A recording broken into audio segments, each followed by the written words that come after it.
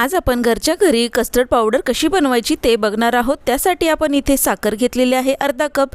त्यामध्ये आपण vanilla इसेन्सचे 4-5 drop घालून घेतलेत। त्यानंतर यामध्ये लिक्विड कलर आहे माझ्याकडे, तुमच्याकडे पावडर कलर असेल तर तुम्ही तो वापरा। येलो कलरचे 4-5 ड्रॉप मी वापरलेले आहेत आणि मिक्सरवर वाटून घेतले।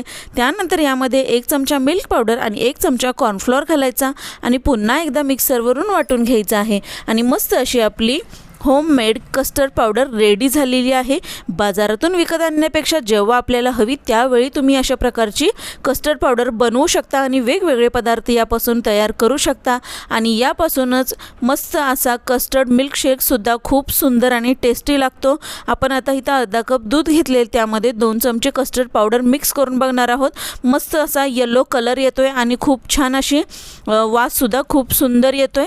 तुम्ही नक्की ट्राय करून बघा। घरच्या घरी आपण कस्टर्ड पावडर अगदी साध्या सोप्या पद्धतीमध्ये बनवू